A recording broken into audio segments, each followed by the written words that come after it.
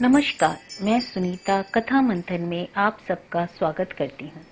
कथा मंथन में आज सुनिए मोहन राकेश जी की कहानी फटा हुआ जूता।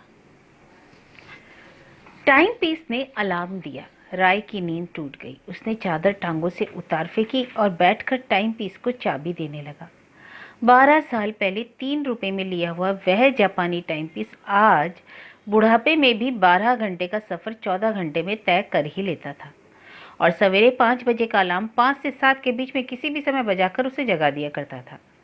अभी टाइम पीस में 5 ही बजे थे। हालांकि धूप खिड़की से हटकर बेच पर से होती हुई उसके बिस्तर की सीमाओं तक पहुंच गई थी। राय ने अंदाजे से घड़ी में 6:45 बजाए और उसे खिड़की में कंघे शीशे के पास रखकर उठ खड़ा हुआ। खड़े होकर राय ने एक अंगड़ाई ली। फिर उसने गद्दे को गोल किया, उठाया और छज्जे पर टीन के ऊपर पटक दिया। उसके बाद उसने मेज को दीवार के पास से खींचकर कमरे के बीच कर दिया। कुर्सियों को मेज के इधर उधर लगा दिया और एशिया सर्जिकल कंपनी का बोर्ड उठाकर बाहर लटका दिया। इस तरह शयनगार को कार्यालय में परिणत करके उसने सामने औषधालय के चौकीदार से माचिस लेकर सिगरेट सुलगाया और छज्जे पर आकर पिछले घर की जालीदार खिड़की के पास हिलती हुई नारी मूर्ति को देखने लगा। राय अर्थात दामोदर दास चिंतामणि राय उन व्यक्तियों में से था जो ईश्वर की प्रयोगशाला से अकेले ही बनकर आते हैं। उसके दांत काफी आगे को उभरे हुए थे और आंखें पीछे को धंसी हुई थीं और उसकी बाहों और टांगों में कुछ ऐसे खम पड़ते थे जिनसे किसी भी चीज की उपमा नहीं दी जा सकती। उसके कंधों से मिली हुई गर्दन की रेखाएं इस बात की गवाही देती थी कि उसके शरीर में मांस केवल नाम को ही है। वह हाथ हिलाता या होठों पर जबान फेरता या सिगरेट का कश खींचता तो उसमें कुछ अस्वाभाविक सा लगता था। कुछ ऐसे लगता था जैसे वह व्यक्ति हिलने डुलने में ही एक तरह का मजाक कर रहा हो। जब सिगरेट उस सीमा तक पिया जा चुका कि और कश खींचने से होठ जल जाते तो राय ने बाकी टुकड़ा फेंक दिया। सिगरेट का टुकड़ा हवा में लकीर खींचता हुआ नीचे अखबार वाले के अखबार पर गिरा और वहां से धक्का खाकर गली में आम के छिलके के पास जा लेटा। खिड़की से हटकर राय ने एक लंबी सांस ली। फिर उसने एक अलमारी के पीछे तौलिया निकालकर कंधे पर रख लिया और कमरे से बाहर चला गया।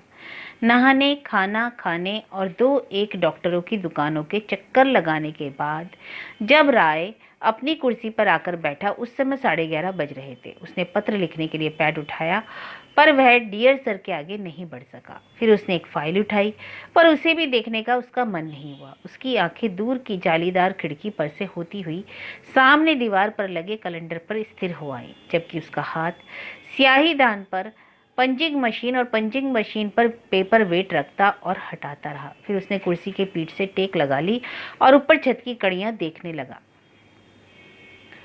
एक बार जरा सा खटका हुआ तो उसने चौंक कर दरवाजे की ओर देखा, मगर कोई आहट ना पाकर फिर उसी तरह छत की ओर देखने लगा। प्रतीक्षा करने में उसे बहुत झुंझलाहट होती थी। रोज उसे कहीं ना कहीं किसी ना किसी चीज के लिए प्रतीक्षा करनी पड़ती थी। सुबह नहाने के लिए जाता तो अक्सर नल सू सू की आवाज करके रह जाता और वह तब तक इंतजार करता खड़ा रहता था जब तक कि निचली मंजिल वाले ना नहा चुके हों। ढाबे में जाता तब कोई उसकी ओर ध्यान नहीं देता था जब तक वह 20 मिनट बैठे रहने के अंतर उठ जाने की धमकी ना दे। बस की क्यू में अक्सर वह खड़ा रह जाता था और पीछे से भागकर आने वाले चढ़ जाते। अब 2 दिन से यह पोस्टमैन था कि आने का नाम ही नहीं ले रहा था। रात को सपने में उसने कितनी ही बार पोस्टमैन को आते देखा था, पर हर बार वह दूर से ही मुस्कुराकर या सलाम करके चला गया। राय ने सोते में भी पोस्टमैन को जी भरकर कोसा और अब भी चाह रहा था कि एक मोटी सी गाली देकर दिल का गुबार निकाल ले। मेज के नीचे रद्दी की टोकरी के पास उसका जूता पड़ा था जो उसने बाहर से आते ही खोलकर रख दिया था। जूते के मैले सुखड़े हुए तलवे तिरछे होकर आधा आधा इंच ऊपर को सरक आए थे। पीछे की दोनों ओर की सिवने उधर उघड़ रही थी। उसे याद नहीं था कि यह जूता उसने कब खरीदा था। उसे खरीदे हुए कम से कम 2.5-3 साल तो हो चुके थे। जूते के दांत बहुत पहले ही निकलने लगे थे, पर राय उसे ठोक पीट कर लटकाता आ रहा था। कुछ महीने पहले सामने से जूते के होंठ भी खुल गए थे, पर राय ने मोची को चवन्नी देकर उन्हें बंद कर दिया था। मगर इसके बाद अब जूते बगले शिकायत करने लगी तो राय को बैठकर गंभीरतापूर्वक सोचना पड़ा और सोचने का परिणाम यह निकला कि उसे नगद 30 रुपए का पुरस्कार मिल गया। घिसा हुआ जूता बम्बई की पटरियों पर बहुत सफाई के साथ फिसलता है, और राय का जूता तो फिसलते समय शब्द भी किया करता था। पर यह रोज रोज की बात उसके लिए उतनी ही स्वाभाविक हो चुकी थी जितनी गुजराती ढाबे की रोटियां, पाउडर दूध की चाय और पारसी लड़कियों की लटकेदार अंग्रेजी। परंतु जब एक दिन जूते के फिसलने पर एक नोकदार कील जूते के तले में सुराख करके उसके पांव में आ घुसी, तब पांव की पीड़ा स्नायुओं में से होती हुई उसके मस्तिष्क में पहुंची, और मस्तिष्क के किसी कोने से सोई हुई चिंतन शक्ति झटका खाकर सहसा जाग उठी। राय ने सोचा और सोचकर निश्चय किया कि जीना हो तो उसे ठीक से जीना चाहिए। यह अंग अंग में उंगती हुई शिथिलता, यह खाना सोना और बीतना, बरसों खेली हुई ताश की तरह घिसा हुआ जीवन, यह सब बदलना चाहिए। निश्चय कर पर पहुंचकर उसने उपाय सोचना आरंभ किया। नई नौकरी मिलना असंभव था। मैट्रिक फेल होने के कारण एशिया सर्जिकल की नौकरी भी बहुत सिफारिश के बाद मिली थी।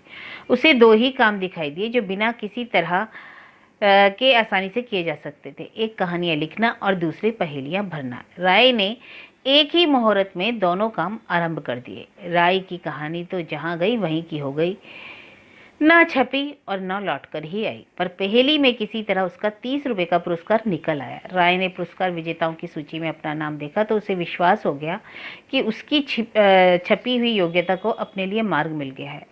वह अब पहेलियां भरकर अपना जीवन स्तर ऊंचा कर सकता है। प्रकाशित सूचना के अनुसार पुरस्कार 26 तारीख को भेजे जा रहे थे और उस दिन 29 तारीख थी। राय के लिए एक क्षण काटना भारी हो रहा था।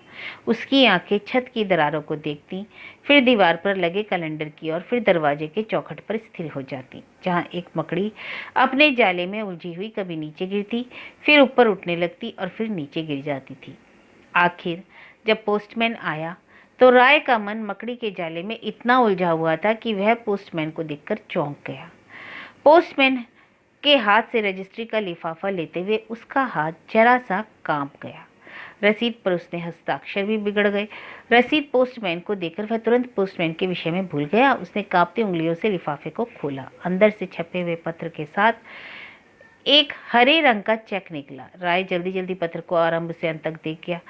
कई मोटे मोटे शब्द उसे समझ नहीं आए। पत्र पढ़ने का जैसे उसने फर्ज पूरा किया और फिर चेक को दोनों हाथों से मेज पर फैलाकर देखने लगा। चेक का कागज बहुत चिकना था और उस पर बहुत सुंदर इबारत में उसका नाम लिखा हुआ था। 3 और 0 के अंक भी बहुत सधे हुए ढंग से लिखे गए थे। हरे कागज पर नीली लिखाई बहुत नई और सजीव लग रही थी। राय ने चेक से अपने हाथ हटा लिए। उसके हाथ बहुत मैले और मुरझाए हुए थे। उसके नाखून बड़े हुए थे और उनमें मैल की लकीरें जमा थी। उसे अपने हाथों पर झुंझलाहट हुई।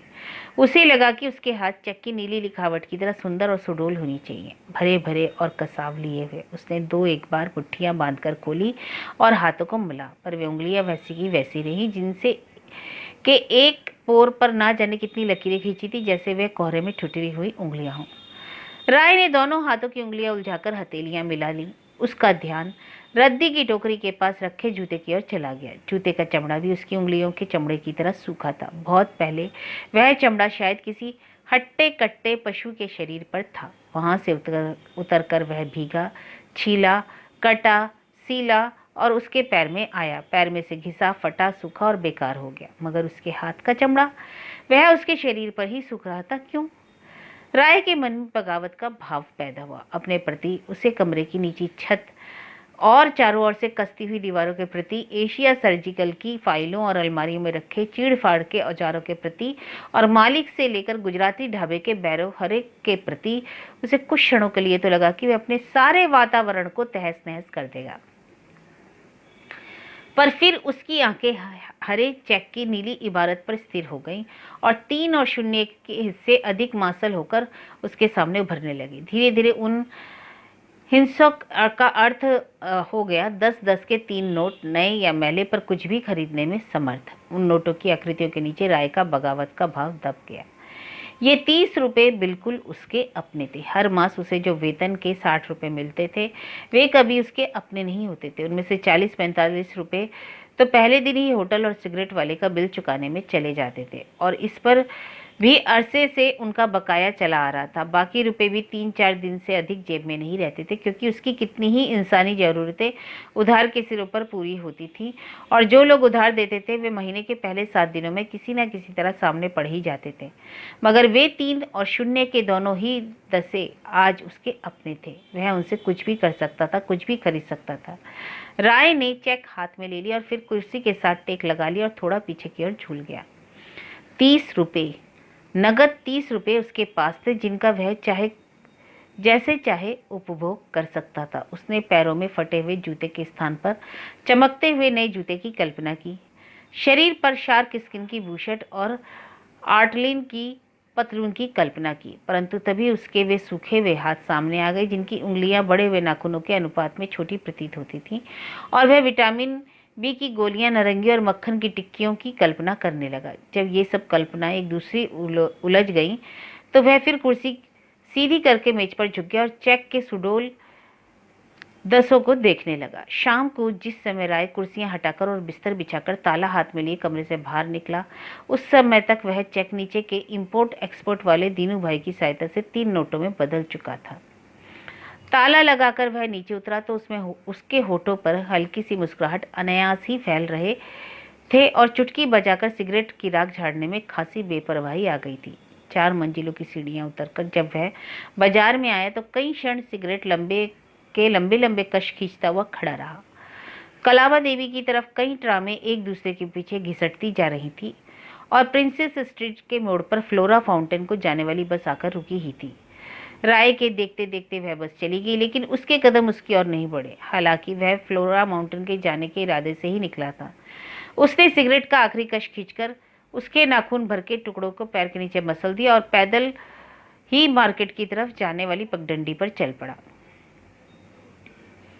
क्राफर्ड मार्केट से जरा पहले ही बाईं और वह दुकान थी जिसके शोकेस में रखा सफेद ब्राउन जूता रोज उसकी आंखों को बरबस अपनी ओर खींच लिया करता था। जूता आज भी यथास्थान तिरछे कोण से रखा था और उसका टिप बहुत चमक रहा था। राय पल भर जूते के टिप और गदराए हुए फीते को देखता रहा, फिर जरा चेष्टा से चेहरे को गंभीर बनाकर और पतलून की बिगड़ी हुई लकीर को थोड़ा संवारकर दुकान के अंदर चला गया। पहले उसने वह सफेद ब्राउन जूता ही निकलवाया। उसका चमड़ा बहुत मुलायम था और सोल 1.5 उंगली मोटा था। राय ने पुराना जूता उतारकर पाँव में पहन लिया और दुकान के मोटे गलीचे पर चहलकदमी करने लगा। दुकानदार ने जूते का दाम 29 रुपये 15 आने बतलाया था। राय ने चलते हुए शीशे में अपना प्रतिबिंब देखा। सिर पर उसके रूखे बालों की गांठें सी बंध रही थी। कमीज का कॉलर दोनों ओर से फट गया था और नीचे का कपड़ा बाहर निकल आया था। पतलून की लकीरों को उसने बाहर से आते हुए ठीक करने की चेष्टा की थी, पर उसमें उसके समांतर और एक लकीर बन गई थी। उसके नीचे पैर में एक 29 रुपये 15 आने का जूता था, जिसका सोल चलते चलते गलीचे पर से फिसल जाना चाहता था। एक बार उसने एक मंदिर देखा था जिसके टूटे फूटे कलश पर किसी ने सोने की झंडी लगवा दी थी। उस मंदिर का ध्यान आते ही वह शीशे के सामने से हटकर कुर्सी पर आ बैठा। उसके मन में जल्दी जल्दी व्यवस्था दी कि 30 रुपये का जूता खरीदना बेकार है। 16-17 का कोई गुजारे लायक जूता ले लिया जाए और बाकी रुपए से एक कमीज और पतलून बनवा ली जाए। वेतन के रुपए में से पैसा निकालकर कुछ बनवा पाना तो लगभग असंभव ही हो गया है। दुकानदार उसके अनिश्चय को भांप रहा था। उसने जूता उसके पैर से उतार कर 2 बार हाथ में उछाला और फिर फूंक मारकर कपड़ों से पोंछते हुए कहा, इसके अलावा आपको और क्या चाहिए? और उसने अपने लड़के को आवाज़ दी कि वह जूता बांध दे। अभी ठहरिए, राय कुछ अव्यवस्थित होकर बोला। 2-1 इससे हल्के डिज़ाइन भी दिखा दीजिए, जरा देख लें। दुकानदार ने 10 रुपये से लेकर 25 रुपये तक के कई जूते उसके सामने खोल दिए। राय हर एक को हाथ में लेकर उलट पुलट कर देखा। 2-1 को पैर में पहनकर गालीचे पर चला, परंतु कोई जूता उसके मन को नहीं चढ़ा। जब दुकानदार के पास कोई और चीज़ दिखाने लायक नहीं तो उसने धीरे से सिर हिला दिया। तो वही पहले वाले ले लीजिए ना, वही तो सबसे अच्छा है, दुकानदार कहने लगा। राय ने फिर सिर हिला दिया। पुराना जूता पहनकर उसके फीते बांधने लगा। दूसरी जगह देख लूं, शायद कोई चीज़ मिल जाए, उसने कहा। नए जूतों के ढेर में से उसका पुराना जूता बहुत ही बदनुमा लग रहा था। अपने तरुण सजातियों में से आकर वह जैसे लज्जा से कुंठित हो गया था और कह रहा था कि तुम्हारा अपना तो कुछ बनता बिगड़ता नहीं, पर दूसरे के तो मान अपमान की कुछ चिंता कर लिया करो। राय एक फीता जोर से कसा तो वह टूटकर आधा उसके हाथ में आ गया। उसने उसे उंगली में लपेटकर बाहर निकल आया। बाहर आकर उसे कितनी ही चीजें ध्यान आने लगी जिन्हें उसने समय समय पर खरीदना चाहा था। व्हाइट पेज में उसने एक बहुत खूबसूरत टेबल लैंप देखा था जिसका हल्का नीला शेड उसे बहुत पसंद था।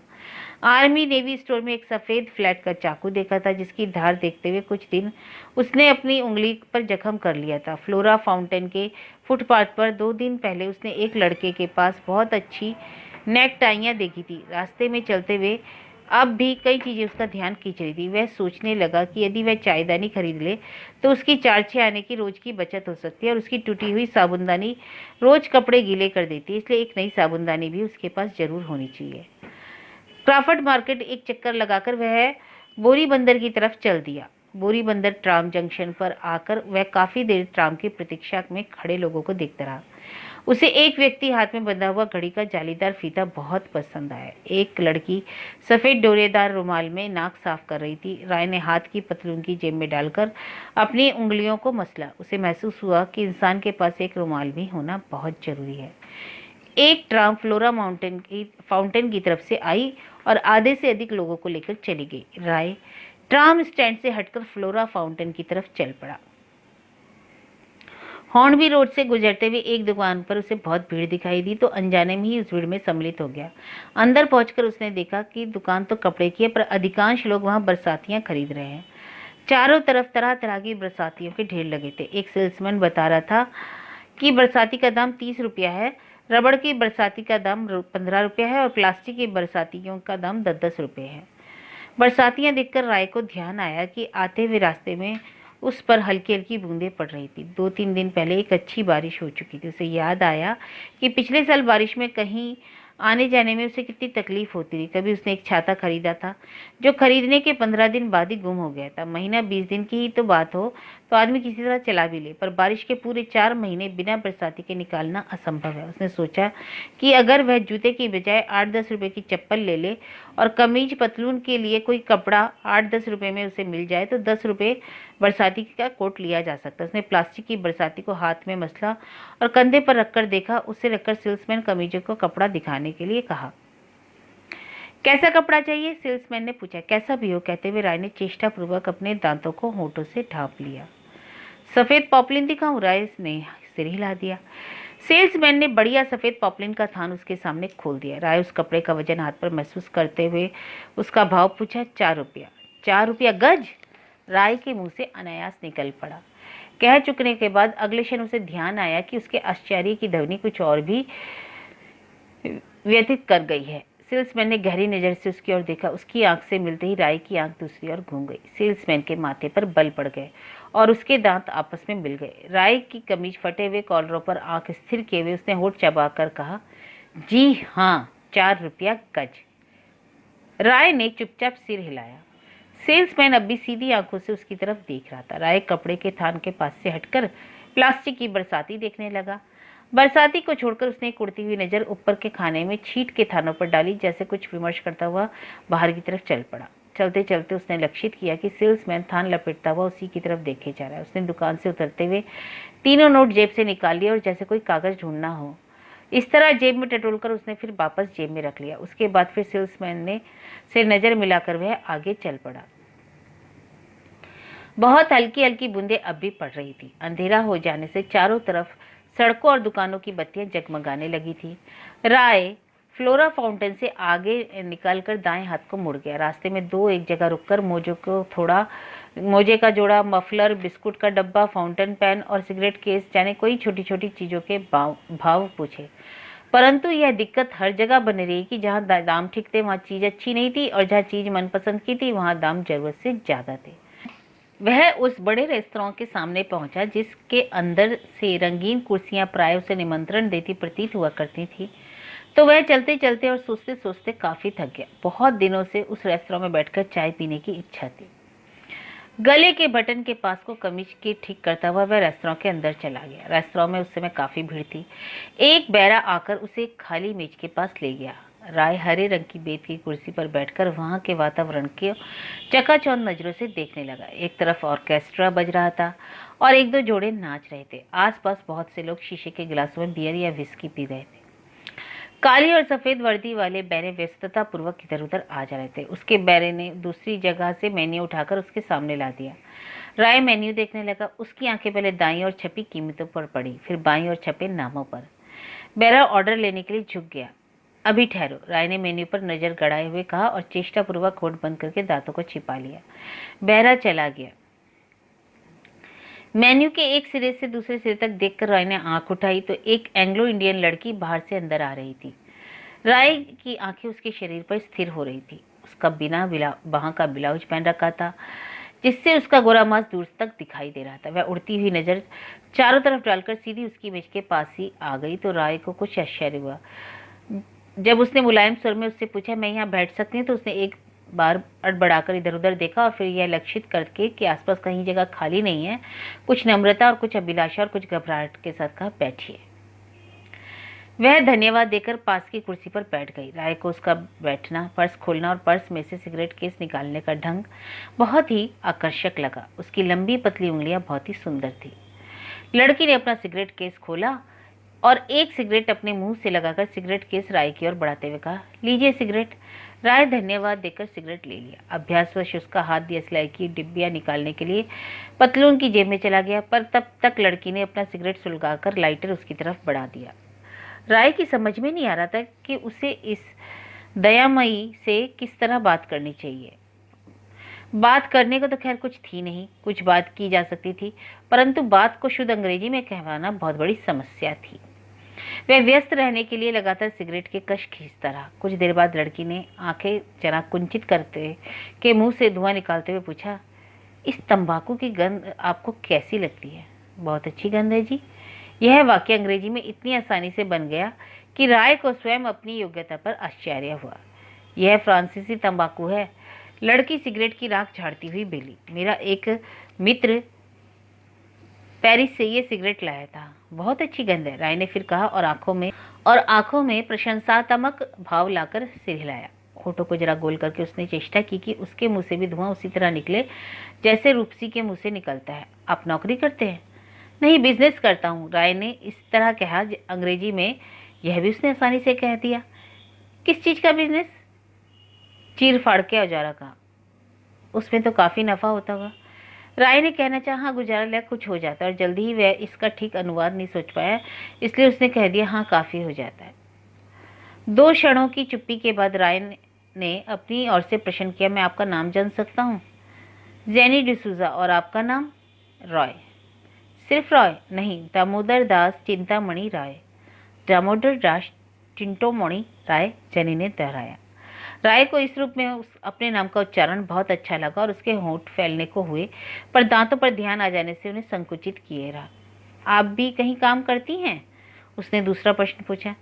जैनी उसे बतलाने लगी कि वह एक फर्म में असिस्टेंट के रूप में काम करती है। काम उसके मन का नहीं है, फिर भी पैसे की वजह से उसे करना पड़ता है। शाम को कुछ देर वह सेल्वेशन आर्मी का काम करती है। उसके बाद थकान दूर करने के लिए किसी रेस्तोरेंट चली आती है। वहाँ कभी कोई साथी मिल जाता है तो शाम अच्छी तरह बीत जाती है। राय की आंखें उसके शरीर पर घूम रही थी। चर्च गेट, ट्रिगल के फुटपाथ और काला घोड़ा के चौराहों पर ऐसी युवतियों को उसने अनेक बार देखा था। उनके पास से गुजरते हुए एक अलग ही एहसास होता था, परंतु कभी उसके पास इतने पैसे नहीं हुए कि वह अपनी भूख को शांत कर सकता। आज जिंदगी में पहला अवसर था जबकि लड़की उसके बगल में बैठी थी, और बैठी ही नहीं थी, उसकी आंखें उससे प्रस्ताव कर रही थी। उसने अपनी जेब में 10-10 के 3 नोट थे, जिनकी सामर्थ्य से उसे वह पा सकता था। जैनी की तरफ से नजर हटाकर उसकी आंखें पल भर उसके हरे रंग के सैंडलों पर टिकी रहीं। वहां से उठकर वह सहसा अपने पांव में पड़े जूते से टकरा गए, जो होटल के चिकने फर्श पर मटमैले दाग सा लगता था। जूते के पंजे बीच में से बल खाकर थोड़ा थोड़ा ऊपर को उठाए थे, और मैल से भरी एड़ियां कोनों से 3/4 घिस चुकी थी। पैरों के पास से ही पतलून के फुदने निकल रहे थे, जिन्हें काटने के लिए उसने कैंची खरीदने की बात सोची थी। राय ने सिगरेट का टुकड़ा एस्ट्रे में डालकर मल दिया और ओटो को जबान पर से गीला किया। बैरा फिर उसके पास आकर थोड़ा झुक गया। उसकी आंखें जैनी की आंखों से मिली। मेरे लिए जिनके साथ जिंजर, जैनी ने कोमल स्वर में कहा, और इनके लिए जिनके साथ जिंजर, रॉय ने दोहराया और बैरा उसी तरह, और अभी ठहर जाओ, और वह झुककर मेन्यू देखने लगा। बैरा चला गया। जेनी ने दूसरा सिगरेट सुलगाकर सिगरेट केस उसकी तरफ बढ़ाया तो उसने धन्यवाद करके मना कर दिया। जेनी के मुंह से हल्का सा नीला धुआं बहता हुआ सा निकलता और कुछ देर हवा में लचक कर विलीन हो जाता। राय के हाथ से पसीने से मेज का शीशा कुछ गंदला हो गया। उसने हथेली के कोने से उसे साफ किया और हाथ हटा लिया। बैरा जिन और जिंजर लाकर जेनी के सामने रख दिया। जेनी छोटे छोटे घूंट भरने लगी। ऑर्केस्ट्रा पर नाच की धुन बजनी आरंभ हुई तो जेनी ने फिर उसकी ओर देखा। आप नाचना पसंद करेंगे? जी, मैं नाचना नहीं जानता, राय ने एक हाथ की उंगलियों को दूसरे हाथ में बसलते हुए उत्तर दिया और उसकी आंखें झुककर फिर जूते पर जा टिकी। आसपास से बहुत से लोग नाचने के लिए उठ रहे थे। पास की एक टेबल से एक नवयुवक ने जेनी के पास आकर नाचने का प्रस्ताव किया। जेनी ने गिलास उसी तरह छोड़कर उठ खड़ी हुई और उसके साथ नाचने लगी। दूर से उसकी शरीर की लचक राय को और भी आकर्षक लगी। नाचती हुई एक बार फिर वह उसकी ओर देखकर मुस्कुराई। राय के मस्तिष्क में भंवर सा घूम गया। उसने 3 नोटों को जेब से निकालकर देखा, दूसरी जेब में रख लिया। उसे कुछ गर्मी महसूस हो रही थी। उसने ऊपर छत के पंखे को देखा। उसे लगा कि वह बहुत धीमी गति से चल रहा है। उसका मन हुआ कि बैरे को बुलाकर उससे पंखा तेज करने को कहे, पर बैरे का ध्यान आते ही उसे मेन्यू का ध्यान हुआ। सामने जेनी का जिन का गिलास रखा था उसमें से 2-4 घूंट भरे गए थे। लोगों के नाचने के लिए उठ जाने से आसपास आधी से अधिक कुर्सियां खाली हो रही थी। सामने दरवाजे की जालियों के बाहर फुटपाथ की हल्की हल्की झलक दिखाई दे रही थी। मेज का शीशा उसकी बाह के पसीने से फिर गंदेला हो गया था। ऑर्केस्ट्रा की धुन तेज हो गई थी, लेकिन छत पर पंखा बहुत धीमे धीमे चल रहा था। बाईं ओर लगी घड़ी ने जल्दी जल्दी 8 बजा दिए। राय सहसा जैसे चौंक कर उठ खड़ा और दरवाजे की ओर चल दिया। जालीदार दरवाजे से निकलकर जब वह फुटपाथ पर पहुंचा तो उसे यह देखकर आश्चर्य हुआ कि हल्की हल्की बूंदें अभी पड़ रही थी। फुटपाथ गीला होकर और भी चिकना हो गया। उसने पीछे की ओर देखा। जालीदार दरवाजा बंद था। अंदर पड़ी रंगीन कुर्सियों पर एक नजर डालकर वहां से चल पड़ा। फ्लोरा फाउंटेन के पास से ट्राम की पटरी पार करते हुए उसके पांव फिसल कर वह बड़ी मुश्किल से गिरने से बचा, परंतु फिसलने से दाएं पैर के जूते का मुंह आगे से खुल गया और वह बोलने लगा, ठत तत। राय एक एक करके उन सब दुकानों के पास से गुजर गया जिनमें से आते हुए एक या दूसरी बार चीजों का भाव पूछने के लिए रुका था। जूते की दुकान के बाहर शोकेस में रखे सफेद ब्राउन जूते के पास तो वह जैसे आंख चुराकर आगे निकला, किंतु प्रिंसेस स्ट्रीट के मोड़ पर पहुंचकर भौचक्का सा रह गया होकर पटरियां और ट्रामों को देखने लगा। सामने थोड़ी ही दूरी पर वह इमारत थी जिसकी 4थी मंजिल पर उसका कमरा था। उसमें से बाईं ओर वह ढाबा था जहां वह रोटी खाया करता था। उसने मन ही मन हिसाब किया कि ढाबे वाले के उसके पुराने हिसाब में 23-24 रुपए के लगभग निकलते हैं। ढाबे ही के साथ ही पनवाड़ी की दुकान थी जिसके 9 रुपए में इस बार कुल 5 रुपए ही चुकाए गए थे।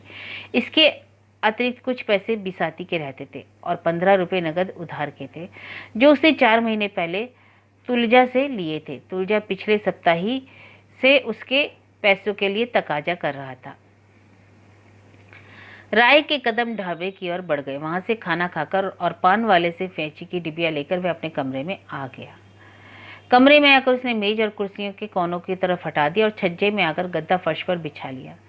तीनों नोट उसने जेब से निकालकर तकिए के नीचे रख दिया और जूता उतारकर गद्दे पर लेट गया। हवा बंद हो गई थी और कमरे में बहुत उमस हो रही थी। उसने उठकर बत्ती बंद कर दी तो भी सामने घर की खिड़की से रोशनी उसके कमरे में आती रही। रोशनी उमस को और बढ़ा रही थी जिससे उसकी तबीयत बेचैन हो रही थी। सामने की अलमारी में से चीड़-फाड़ के औजार चमक रहे थे। उधर कोने में मैले कपड़े गोल किए हुए रखे थे और सब के सब जर्जर हालत में थे। कमरे में उन कपड़ों की वजह से या वैसे ही एक गंध सी बस गई थी और सामने फर्श पर उसका फटा हुआ जूता रखा था जिसकी पिछली सीवन से पहले से ज्यादा उधड़ी हुई मालूम होती थी। राय कई क्षण जूते की घुसी हुई एड़ियों और उखड़ी हुई सीवन को देखता रहा। फिर उसने आंखें मूंद ली और वे सब चीजें एक एक करके उसके सामने आने लगी जिन्हें वह थोड़ी देर पहले बहुत पास से देखकर आया था। सफेद ब्राउन जूता, बरसाती कोट, मोजा, सिगरेट केस, रंगीन कुर्सियां और जेनी डिसूजा जिसकी उंगलियां बहुत पतली थी और जिसके होठों में से निकलता हुआ नीला धुआं बहुत खूबसूरत मालूम होता था।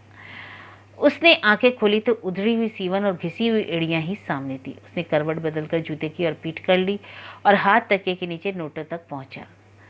आंखें धीरे धीरे मूंद ली और सब चीजों के बारे में नए सिरे से फिर से सोचने लगा।